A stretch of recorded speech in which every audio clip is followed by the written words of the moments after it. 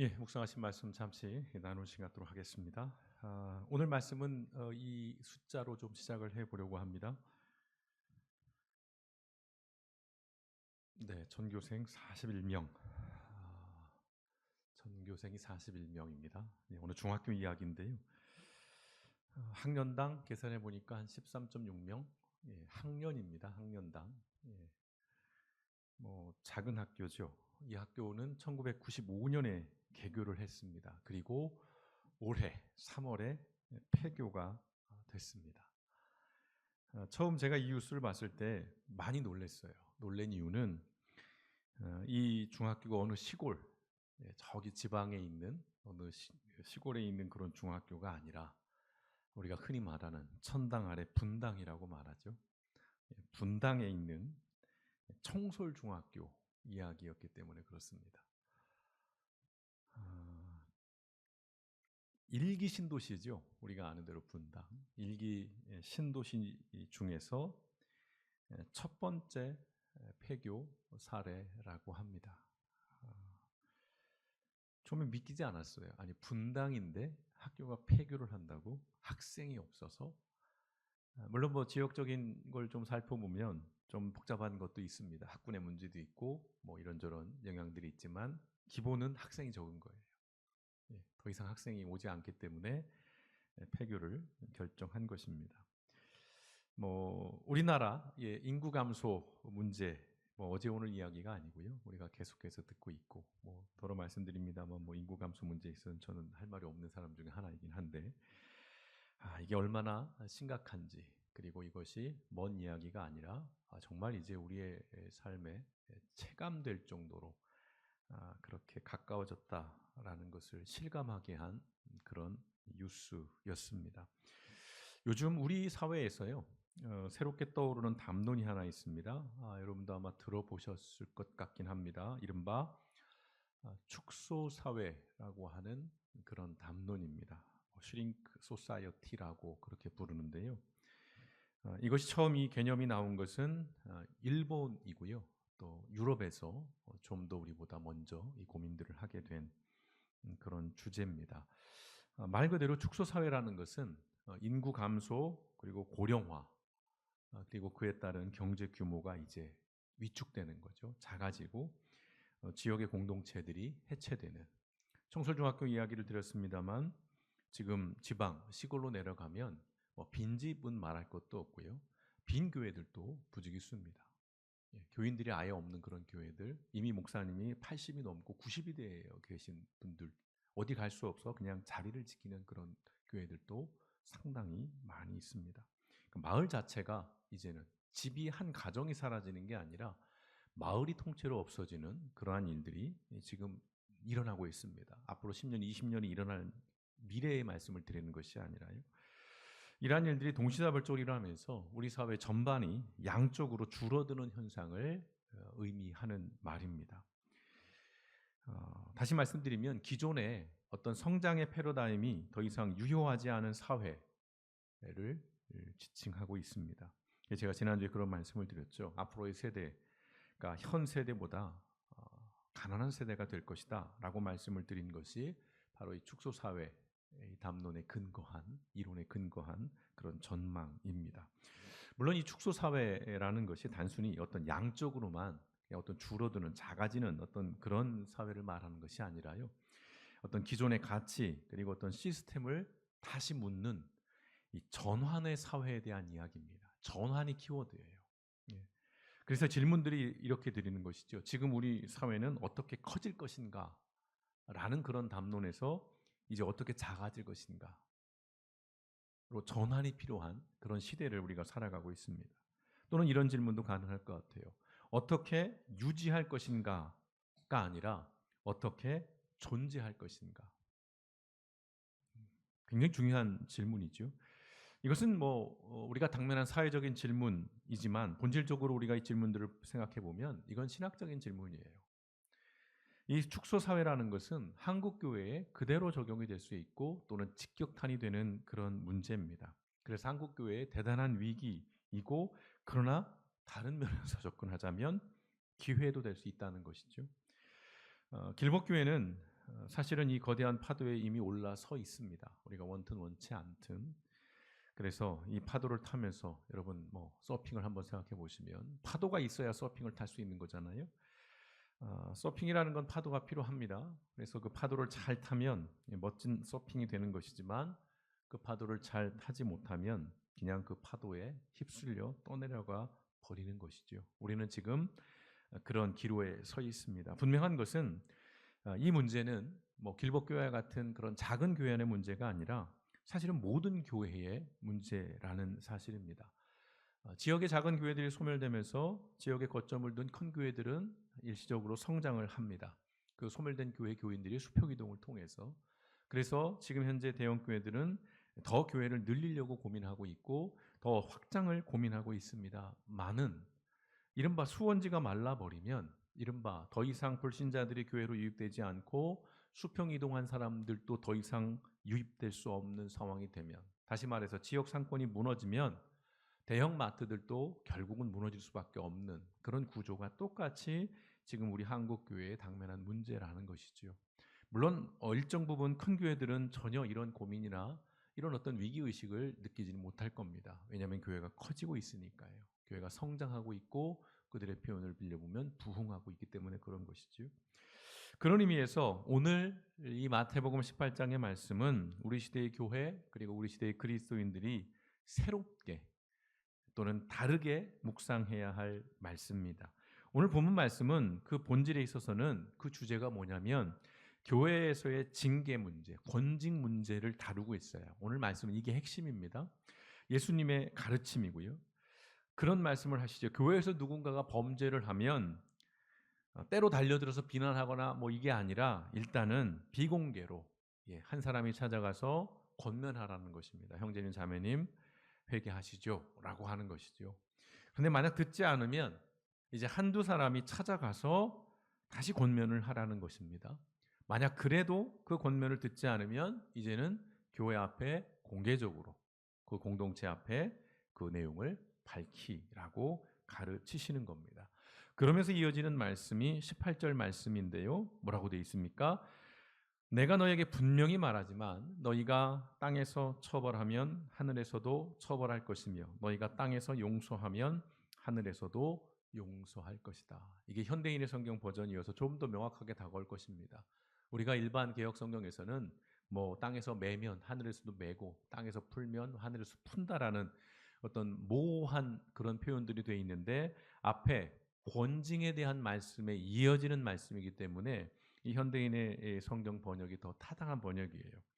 자, 땅에서 처벌하면 너희가 땅에서 그 사람에 대해서 너의 잘못을 말하면 하늘에서도 그래 너 잘못했어 라고 얘기를 하겠다는 거예요. 그런데 땅에서 이제 용서하겠다면 하늘에서도 용서하겠다는 것입니다.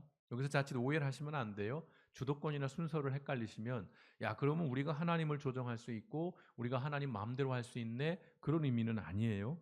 그런 의미에서 사실은 굉장히 놀라운 말씀이기도 합니다. 이 말씀의 본질을 보면 하늘의 권위, 하늘의 권세를 교회에 주시겠다는 말씀이에요. 굉장한 말씀이에요, 사실은. 예수님께서 마태복음 16장에서 베드로가 신앙 고백을 했습니다. 주는 그리스도시요 살아계신 하나님의 아들이십니다라는 신앙 고백을 했을 때에도 이와 같은 말씀을 주셨어요. 베드로 마태복음 16장 18절과 19절에 보시면 예수님 말씀하십니다. 너는 베드로다. 내가 이 반석 위에 내 교회를 세우겠다. 지옥의 권세가 이기지 못할 것이다. 내가 하늘나라의 열쇠를 너에게 주겠다. 내가 무엇이든지 땅에서 매면 하늘에서도 매일 것이며 땅에서 풀면 하늘에서도 풀릴 것이다 라는 말씀을 주십니다. 좀 사적으로 말씀을 드리자면 바로 이 말씀, 내가 이 반석 위에 내 교회를 세우겠다 라고 하는 이 말씀을 근거해서 또 내가 하늘나라 열쇠를 너에게 주겠다라는 근거로 해서 교황이 생겨난 것입니다. 최근에 이제 교황이 새로 선출이 됐죠. 교황 제도가 생긴 본문이 여기입니다. 그래서 카톨릭은 이 베드로를 일대 교황으로 그들이 삼는 거예요. 성경을 잘못 해석한 것입니다. 베드로에게 그 권세를 주신 것이 아니죠. 그 고백 가운데 권세를 주신 것인데 베드로에게 그 권세를 주셨다. 또 하늘나라의 열쇠를 주었다라는 의미로 교황의 권위를 하늘만큼 올려버리고 하나님과 동급으로 여겨버리게 만든 그런 잘못을 하긴 했습니다. 물론 뭐 제가 그 모든 걸 다 부정하거나 비판하는 것은 아니지만 그렇다는 말씀입니다. 근데 여기서도 그런 말씀을 했어요.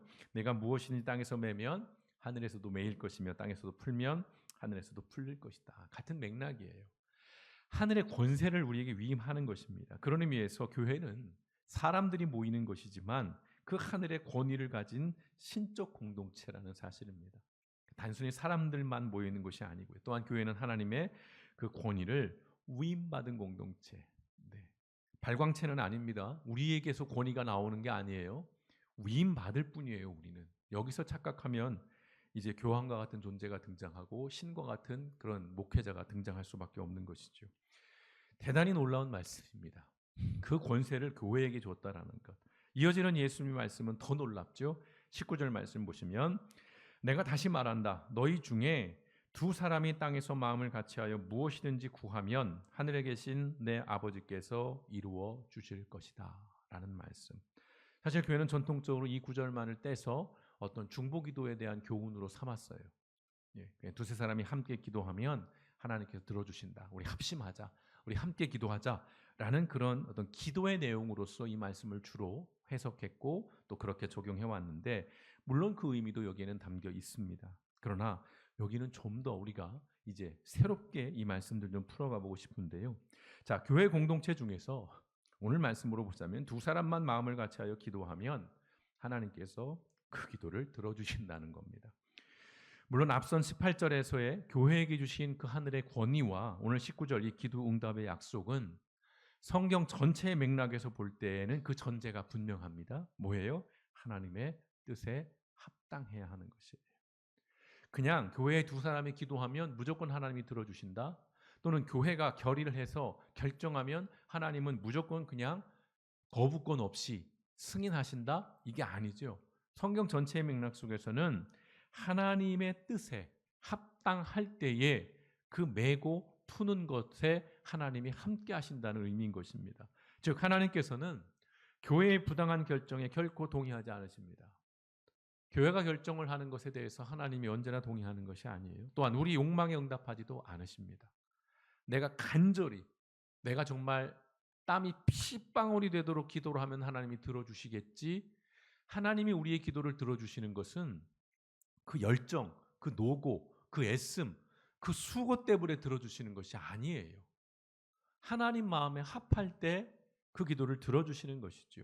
더 나아가서 사실은 기도의 본질을 좀 말씀드리자면 우리가 이젠 기도해야 할 때입니다 라고 얘기를 많이 해요. 맞습니다. 그런 말이 틀린 것은 아니지만 신앙에서 성경에서 기도는 뭐냐면 본질적으로 보자면 하나님의 뜻을 이루어가기 위해서 내가 힘을 얻고 지혜를 얻고 능력을 얻기 위해서 기도하는 거예요. 내가 필요한 것, 내가 원하는 것을 얻기 위해서 기도하는 것도 물론 기도입니다마는 성경에서 말하는 기도의 더 본질은 우리에게 주신 사명, 즉 하나님의 나라를 만들어가는 그 일을 함에 있어서 내가 힘이 붙이고 내가 지혜가 부족하고 어떤 관계에 문제가 생기고 어떤 여러 가지 우리가 감당할 수 없는 상황에 부딪혔을 때 하나님 지혜를 주십시오. 하나님 능력을 주십시오. 하나님 이 일을 풀어주십시오 라고 할 때 하는 것이 기도라는 말씀입니다. 물론 아팠을 때 하나님 이걸 낫게 해주세요. 하나님 이 문제 풀어주세요. 내 이 피로 채워주세요. 그것도 기도입니다마는 전체 맥락에서는 그조차도 내가 하나님의 일을 감당하는 과정에서 몸이 아프기 때문에 나아야 합니다라는 그런 맥락으로서의 우리의 기도, 우리의 신앙, 하나님에 대한 이해가 이루어질 때에 우리가 변질되지 않을 수 있다는 것입니다. 우리의 기도가 그냥 내 욕망을 이루기 위한 내 어떤 필요를 채우기 위한 도구나 수단으로 변질되지 않는다는 것입니다. 다시 말씀드립니다. 하나님의 뜻에 맞지 않는 교회의 권위 행사는 교회를 욕되게 하는 것입니다. 그래서 우리 사회가 지금 교회를 욕하는 거예요. 아울러 욕망에 이끌린 기도는 그리스도인을 천박하게 만듭니다.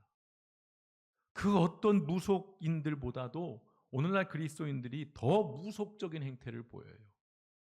선과 악도 없어요. 내가 원하는 거, 내가 욕망하는 거 그거 그거 이루어지기만을 구하는 거예요. 그거 이루어지면 할렐루야 하나님 찬양하고요. 아무리 공공의 정의와 선 이것을 하나님이 위해서 할 때 그것이 내 이익에 반하는 것이면 그걸 철저히 배격합니다. 그러니 욕을 먹는 것이죠. 자, 이제 예수님은 이런 말씀으로 이어가십니다. 20절 뭐라고 하시는지 같이 읽어보겠습니다. 시작. 두세 사람이 내 이름으로 모이는 곳에는 나도 그들 가운데 있다라고 말씀을 하셔요. 자, 물론 예수님은 한 명의 그리스도인과도 함께 하십니다. 여러분이 골방에 가서 기도하실 때도 예수님이 함께 하셔요. 근데 여기서는 어떤 의미냐면 교회 공동체에 관한 말씀을 하는 것입니다. 오늘 이 예수님의 가르침, 권징을 주제로 하지만 그 권징을 다룸에 있어서 주신 말씀들을 통해서 우리는 교회를 볼 수 있어요. 교회가 무엇인지를 알 수 있다는 말씀입니다. 자, 교회는요, 하나님의 권한을 위임받은 공동체입니다. 권한을 위임받았어요. 그리고 예수님이 함께하는 모임입니다. 사람들만 바글바글 모이는 것이 아닙니다. 그리고 성령님의 도우심으로 합심하여 중보하는 사명 공동체예요. 굳이 제가 사명 공동체라고 넣은 것은 합심하여 중보함에 있어서 그 내용들이 궁극적으로는 사명을 이루기 위한 기도여야 한다는 것에서 이 사명 공동체라는 말씀을 드리는 것입니다. 자, 그리하여 교회는 하나님의 뜻을 이 땅에 알리고 전해주는 것이 교회의 본질인 것입니다. 교회의 머리는 예수 그리스도입니다. 그러시죠? 우리가 너무 잘 알고 있는 내용입니다. 따라서 예수님이 함께하지 않으면 살아있는 교회가 아니에요. 머리 없는 교회, 죽은 교회죠. 또한 예수님이 없는 교회는 그 자체로 교회가 아닙니다. 사람의 모임일 수는 있어요. 회합일 수는 있습니다. 어떤 군중, 무리는 될 수 있어요. 클럽은 될 수 있어요. 그러나 처치, 교회는 아닙니다. 교회는 나와 우리와 우리 사회가, 이게 중요해요. 나 그리고 우리 사회가 다시 회복되기 위해서 함께 기도하는 곳입니다. 궁극적인 말씀을 드리는 거예요. 본질에 관한 말씀을 드리는 것입니다. 내 욕망을 성취하기 위해서 기도하는 것이 아닙니다. 무엇보다 교회는요, 두세 사람만으로도 온전한 교회를 이룰 수 있다라는 것입니다. 교회의 본질은 그래서 숫자 크기에 있지 않다는 것을 오늘 이 예수님의 권징에 대한 가르침 속에서 우리는 엿볼 수 있는 것입니다. 확인할 수 있는 거예요. 예수님이 함께 할 때 그 사람이 두세 사람이든 30명이든 300명이든 2만 3만이든 그때 비로소 교회일 수 있다라는 것이죠. 처음으로 돌아갑니다. 지금 우리 사회는 축소 사회라는 현실과 마주하고 있어요. 교회도 지금 그 중심에 서 있습니다. 누누이 말씀드리지만 저는 목회를 하고 있는 입장이기 때문에 이것이 더 피부로 와닿아요. 길복교회를 통해서만 피부로 와닿는 것이 아니라 선후배 목회자들과 교류를 해보면 아주 이 축소 사회가 이미 교회에는 현실의 문제가 되어 있습니다. 뭐 이런 말씀이 좀 그렇습니다만 그 기준에 보면 지금 길복교회는 큰 교회 가운데 들어갈 수도 있습니다. 왜냐하면 대부분은 그 목사와 사모가 둘이 얼굴 보고 둘이 마주 앉아서 예배드리는 교회들도 상당히 많습니다. 이미 그 교회 문을 닫은, 그래서 새로운 일을 찾는 목회자들도 상당히 많습니다. 그것이 우리의 지금 교회의 현실입니다. 그런데요, 저는 지금 그런 부정적인 이야기, 우울한 이야기, 어떤 비관적인 그런 이야기를 여러분에게 말씀을 드리는 것이 아니에요. 저는 한편으로는 굉장히 이 사회가 반갑기도 합니다. 물론 마음이 마냥 즐겁다는 말씀은 아니에요. 기쁘다는 말씀은 아닙니다. 제가 이 교회를 개척하기 준비하면서 교회의 가제, 이름을 정했던 게 작은 교회였어요. 작은 교회. 그래서 어느 목사님께 그 말씀을 드렸더니 이게 뭐냐? 교회 이름에 왜 부정적으로 작은 교회가 들어가냐? 생각해 보시면 동네마다 있는 교회들 보면 다 중앙교회입니다. 중앙교회. 그리고 제일교회입니다. 제일교회. 중앙이 있어야 되고 제일이어야 되고 뭔가 긍정적이고 뭔가 희망적인 그런 교회 이름들이 주류를 이루고 있을 때 작은 교회를 딱 가져가니까 욕먹을 줄 제가 알고는 있었어요. 좋아하지는 않으실 거라고 생각은 했었습니다만은 이미 그때부터 교회에 대한 본질을 고민하고 있었기 때문에 저는 그렇게 하나님 앞에 기도하면서 그런 이름을 정해봤습니다. 농담처럼 야, 가수들이 자기 노래 따라 간다고 그러는데 목사도 같은가 보다. 작은 교회라고 이름을 줘서 15년을 작은 교회로만 살다가 또 어딘가로 더 작게 이전을 고민하게 되는가? 농담처럼 그런 얘기를 합니다만 제가 어떤 우울감에서 말씀드리는 것이 아닙니다. 크기와 숫자가 줄어든다고 걱정하고 슬퍼하는 것보다 사실은 더 중요한 것은 지금 우리의 교회가 교회의 본질을 놓치고 있지는 않은가에 우리가 집중해야 한다는 것입니다. 자, 깨어있는 두세 사람만 있어도 교회입니다. 공동체예요. 제 말이 아니라 예수님이 하신 말씀이에요. 100명이 모이는 교회에서 두세 사람이 모여서 기도할 때 그때 하나님이 함께 하겠다는 그런 의미가 아니에요. 그때도 함께 하시지만 두세 사람이 그냥 기도해도 그 본질에 있어서 그 중심에 있어서 하나님을 향하고 예수 그리스도에 대한 믿음이 있다면 그 기도 들어주신다는 거죠. 그게 거기에 하나님의 그 신적 권위를 부여해 주신다는 거예요. 그 자체가 교회가 될 수 있다는 것입니다. 축소사회 시대에서 교회는 작아질 수밖에 없을 거예요. 사실은 그래서 더 깊이 있는 교회가 될 수 있습니다. 또 소박할 수밖에 없습니다. 아까도 찬양을 준비하면서 그런 이야기를 좀 나눴어요. 야, 이제 당분간은 앰프를 통해서 악기를 통해서 찬양하는 그런 교회를 못하겠구나라는 생각을 좀 갖습니다. 여러분이 인지하셨는지 모르지만 없어졌습니다. 예. 제가 이 땅 없이 교회에서 혼자 열받을 때 두드렸던 게 사라졌습니다. 예. 팔려갔습니다. 이제 올 때마다 뭔가 하나 없어질 거예요. 그래서 아까도 그런 얘기를 나눴습니다. 어느 날 왔을 때 의자가 없어서 다 스탠딩으로 예배를 클럽식으로 드리자. 예. 비가 올 때 교회가 물이 셀 테니 물은 준비할 게 없겠다. 예. 전사님이 또 그런 아이디어도 주셨어요. 자, 교회 자체가 작아진다? 또는 교회 전체가 우리 교회만이 아니라 한국 교회들이 점점 이런 어려움을 겪는다? 사실은 그 안에는 굉장한 소망이 있는 것입니다. 희망이 있는 것이에요. 아주 소박해질 수밖에 없습니다. 단출해질 수밖에 없습니다. 그래서 사실은 더 거룩한 공동체로 존재해야 하고 할 수 있게 될 수 있는 것입니다. 이제는 과거처럼 더 크고 더 빠르게만 외칠 것이 아니라 사실은 더 따뜻하게, 더 사람답게 살아갈 방법을 찾아야 할 때라는 것입니다.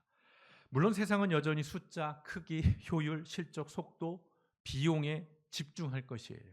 그리고 그런 것들을 숭상할 것입니다. 그런 것들을 가치 있는 것을 여기고 그런 것들을 계속해서 쫓아갈 거예요. 그러나 적어도 교회는요. 지금 축소 사회이기 때문에 이런 말씀을 드리는 것이 아니라 고도의 성장 시대에서도 사실은 교회는 적어도 그리고 그리스도인은 그래서는 안 되는 존재들이었다는 것입니다. 그러나 지금까지 교회는 성장 사회와 함께 교회도 고도의 성장을 추구했고 그걸 하나님의 부흥으로 포장을 했고 그래서 커져가는 것들 그 크기와 사이즈 그 권력 그 힘을 자랑하고 그것이 하나님이 준 축복으로 그렇게 여겼어요. 그 결과가 무엇입니까? 지금 한국 사회에서 가장 믿을 수 없는 존재 가장 신뢰할 수 없는 종교 1위 기독교가 됐습니다. 규모는 제일 커요. 세계적입니다. 그러나 신뢰도는 바닥을 치고 있습니다. 다시 말씀드려요. 세상이 악해서 그럴까요? 세상이 교회를 핍박해서 그럴까요? 그렇지 않아요. 이른바 적어도를 상실했기 때문에 그렇습니다. 적어도 교회는, 적어도 그리스도인은 그래서는 안 되는 거죠. 여러분 우리에게는 분명한 존재 이유와 목적이 있습니다. 여러분 뭡니까 그게? 교회가 왜 존재해요? 그리스도인이 뭡니까? 하나님의 아들이신 예수님께서 고난받으시고 십자가에서 죽으시고 부활하신 것. 그러면 이 사실을 믿는 그 사람만, 이른바 예수 믿는 사람만 죽어서 천국 가게 만들려고 예수님이, 하나님의 아들이 그 어마무시한 고난과 십자가, 그 부활, 그러한 일들을 벌이셨을까요? 그렇지 않습니다.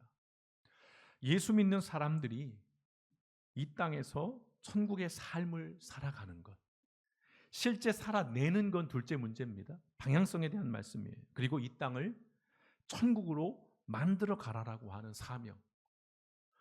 세상에서는 아무렇게 살다가 나 죽어서 천국 가서 천국의 안방에 앉을래, 그게 우리의 사명이 아니라 이 땅을 살아가면서 우리도 허접하게 살지만, 우리도 형편없게 살지만, 그러나 적어도 우리가 살아가는 이 세상을 좀 변화시키고 바꾸기 위해서 애쓰는 삶, 그것을 위해서 예수님이 오셨고 죽으셨고 부활하셨다는 겁니다. 오늘 우리의 교회는 이 사명, 즉 교회의 이 존재 이유와 목적을 되찾아야 한다는 것입니다. 요즘 한국 교회에서요, 교회를 떠나 교회가 되기를 원하는 그리스도인들이 늘어가고 있습니다. 물론 폭발적으로 느는 건 아니에요. 여전히 대형교회로 몰립니다. 여전히 사람들이 대형교회로 들어가요. 대형교회는 장점이 많습니다. 매력적이기도 해요. 그래서 끊임없이 사람들이 몰려요. 그러나 정말 소수이지만, 한국 전체로 보면 소수이지만 이 작은 흐름들이 지금 있습니다. 교회를 떠나서 교회가 된다는 것. 말장난같이 들릴 거예요. 그러나 이 말의 의미를 뭔지 아실 겁니다. 내가 온전한 그리스도인이 되기 위해서 교회를 떠나 하는 사람들이 많습니다. 그래서 한때 가나안 성도라고 말씀을 드렸습니다. 근데 이제 그 가나안 성도들도 새로운 양상으로 바뀌고 있어요. 그저 자기들이 어디 좋은 교회를 찾기 위해 떠나는 그런 움직임들이 아니라 이제 우리가 교회를 만들어 보자라는 움직임으로 바뀌어가고 있습니다. 그래서 이 축소사회 또는 이 작은 교회 시대 속에서는 더 이상 이러한 목사들 또는 교회 전도사들이 필요 없는 그런 교회의 형식들이 등장하기 시작합니다. 평신도들의 역할과 평신도들의 사역과 그 일들이 점점 비중이 높아지고 있는, 그리고 현실적으로 신학교가 오그라들고 있습니다. 최근에 제가 저희 모교를 갔다가 깜짝 놀랐어요. 제가 다녔을 때 학교를 생각하고 갔다가 지금 5월이잖아요. 얼마나 캠퍼스 사람들이, 정말 그 젊은이들이 학교가 텅텅 비었어요. 밤이 됐는데 깜깜해요. 벤치에 나와서 대화하는 친구들도 없습니다. 보이질 않아요. 이게 왜 이런가를 물었어요. 기본적으로는 학생 수가 반토막이 나 있습니다. 예전의 학교가 아니에요. 신학생들이 없어요. 사역자들이 없습니다. 그러니까 각 교회마다 더 이상 신학생들, 사역자들을 채용할 수가 없습니다. 그럼 어떻게 해요? 평신도들이, 소위 평신도라고 불리는, 그 말을 좋아하지는 않지만 이제 그러한 흐름들이 생겨나고 있는 것이죠. 저는 긍정적으로 봅니다. 적어도 이제 한국 교회는 이런 흐름들 속에서 정화되어지고 뭔가 갱신되어지고 개혁되어져야 한다는 것입니다. 이 작은 흐름이 교회다움과 그리스도인다움을 잃어버린 우리의 교회를 일깨우는 파수꾼이 되고 마중물이 될 것이라고 저는 확신합니다. 깨어있는 소수의 교회와 그리스도인이 있는 한 하나님께서는 한국 교회를 향한 자비와 긍휼을 그치지 않을 것을 믿습니다. 말씀을 준비하면서 쇼츠를 하나를 우연히 봤어요.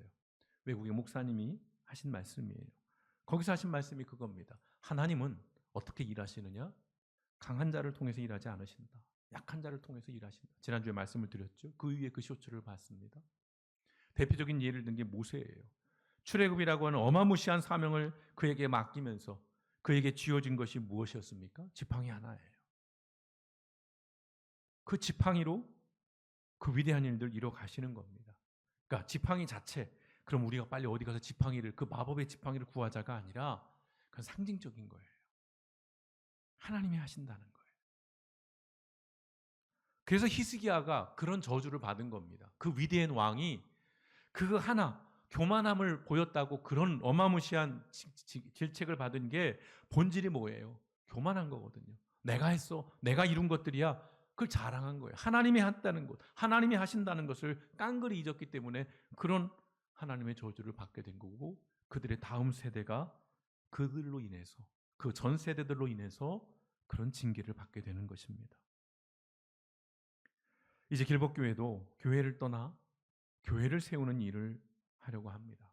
이것은 도전이고요. 모험입니다. 예. 그래서 솔직하게 꿈이 많아졌습니다. 잘 때 꿈이 많아졌어요. 예. 잘 때 막 소리도 지른다고 합니다. 집사람이.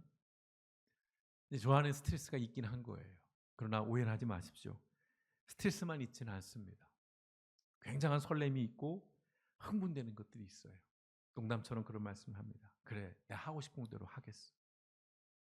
이제 50 넘고도 내가 또 눈치 볼 게 뭐 있어. 내 하고 싶은다는 것이 내 욕망을 성취하겠다는 것은 아닙니다. 오해를 하지 마십시오. 어차피 이렇게 된 마당에 전통적인 교회를 답습하는 것 이제는 그거 하지 않고 이제는 이 축소 사회라고 하는 이제 어쩔 수 없이 이 작아져야 하는 이런 시대 속에서 그렇다면 어떻게 교회의 본질을 더 찾아낼 수 있고 어떻게 하면 우리 일상 안에서 그 교회됨을 실천할 수 있을까를 고민하고 그러한 것들을 찾아가는 일들을 할 것입니다. 물론 제가 그런 일을 한다고 해서 이것이 굉장한 영향력을 발휘하고 이슈가 돼서 막 방송에 나오고 막 모델 사례가 되고 그걸 꿈꾸지 않습니다. 적어도 제 남은 사역의 그 소명 기간 동안 저는 제 몫을, 제 할 일을 찾아가겠다는 것입니다. 그래서 부담스럽고 두렵지만 그러나 다른 한편으로 기대와 소망이 저에게 있습니다. 특별히 새로운 길을 떠나는 우리 그리스도인들이 이 땅의 교회들이 꼭 기억해야 할 말씀, 잠언의 말씀, 16장 9절 말씀 한번 같이 읽어보실까요? 잠언 16장 9절입니다. 시작. 사람이 마음으로 자기 길을 계획할지라도 그 걸음을 인도하시는 분은 여호와이시다. 아멘. 이 말씀을 믿습니다. 하나님이 함께하지 않으시고 하나님이 인도해 주지 않으시면 아무리 용을 써도요 도달할 수 없습니다. 이뤄낼 수 없습니다.